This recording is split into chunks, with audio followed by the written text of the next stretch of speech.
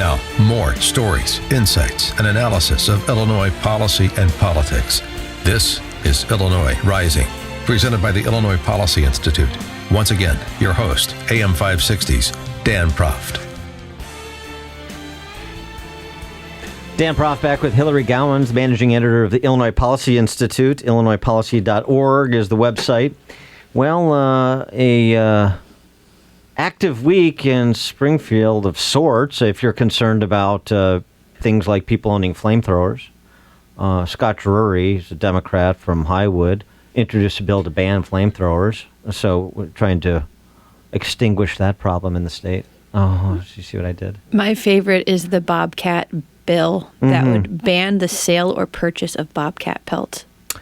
So Bobcat pelt owners, you're on notice. You're on the clock. They moved that bill, then you got to get rid of those Bobcat pelts. So you better access, eBay or Craigslist or wherever you sell Bobcat pelts.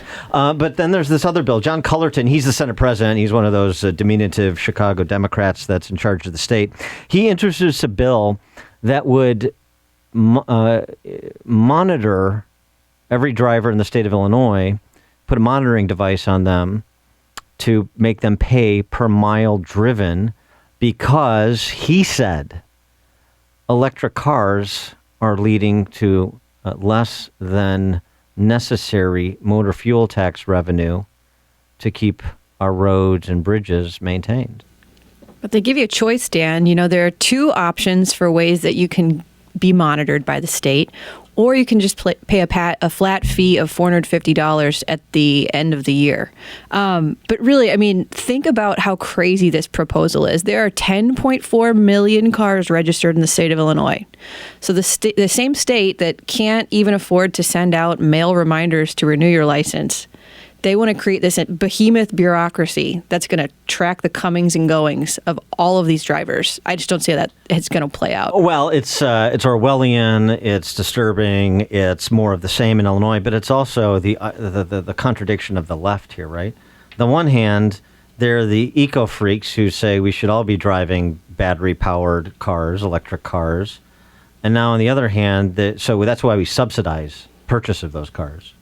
So now, on the other hand, they're saying, but those cars are eating into the motor fuel tax revenue we expect to generate. So now we have to penalize those cars. So we're going to subsidize you to purchase it, and then we're going to penalize you for purchasing it. Yeah, I mean, it's never a surprise when an Illinois politician comes up with a creative new way to tax somebody.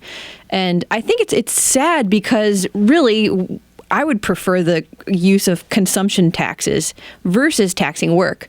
But at the same time that we're talking about, new ways to tax people for using the roads, we're not talking about decreasing the income tax hike. The same politicians are talking about, okay, well, how do we enact a higher income tax rate? So it's just more and more money grabs. And it's regressive in nature, of course. But the other thing that's interesting about this, we have one of the few states that double taxes gasoline to begin with. Well, double taxes and then, triple, quadruple. Right. I mean, why does Chicago all routinely have the highest gas prices in the nation? Even when gas prices are down, they're not at the levels they are in neighboring states because of the layers of taxation. And it's never enough because, for all kinds of reasons, their appetites to spend are inexhaustible. And also, frankly, they've stolen money from the motor fuel tax fund, just like they've stolen money from the pension fund over the years, and now we find ourselves in this position. Well, and if you want to get really smart about, making sure we have enough money to maintain our roads and construct new roads, then I think what you really have to do is be honest with yourself as a state politician who has a vested interest in doing this work. What's causing the cost of maintaining roads to be so high? And there are two answers. One is the prevailing wage laws that exist in this state. And the second is the high workers' comp rates that people have to pay for this stuff. So just consider concrete construction for one. In Illinois, for every $100 you spend on concrete construction, an employer is paying $22 in workers' comp fees.